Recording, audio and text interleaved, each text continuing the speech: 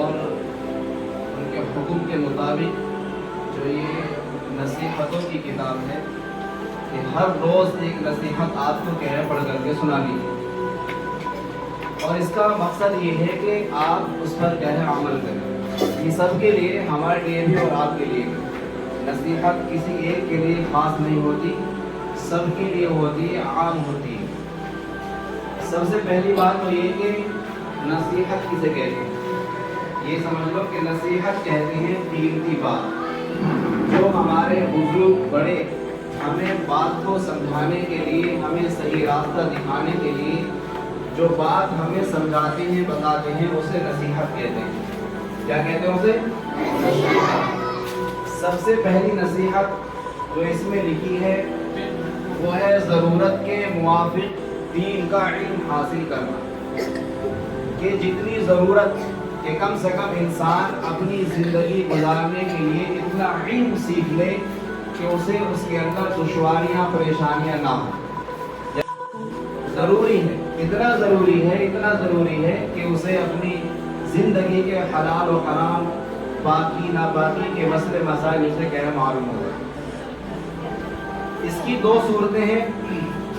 एक तो ये कि अगर हमारे पास उम्र का ज़ख़ीरा है, हम छोटे हैं, तो हम उसे स्कूलों से, मदारिस से इल्म को क्या है हासिल करें। सबसे पहले तो इंसान इल्म हासिल करेगा ना, किसी भी चीज़ की जानकारी हासिल करेगा, उसके बाद उस पर क्या अमल होगा।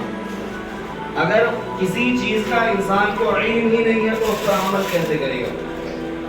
तो इसका पहला रास्ता तो ये है कि अगर हमारे पास उम्र है, वक्त है, तो हम मदारिस से, स्कूल से हम इल्म हासिल करते हैं। जैसा कि आप स्कूल के अंदर आते हैं, यहाँ से अखलाक, आदाब और बहुत सारी चीज़ें, अल्लाह के नबी के हदीस से और बहुत सारी नॉलेज क्या है हम सीखते हैं। फिर इसके बाद मरहला आएगा वो अमल का। दूसरा तरीका ये है कि अगर हमारी उम्र ज़्यादा हो गई है, बड़े हो गए हम, तो उसकी क्या सूरत हो कि मदारिस में तो जा नहीं सकते या स्कूल में हम एडमिशन नहीं ले सकते।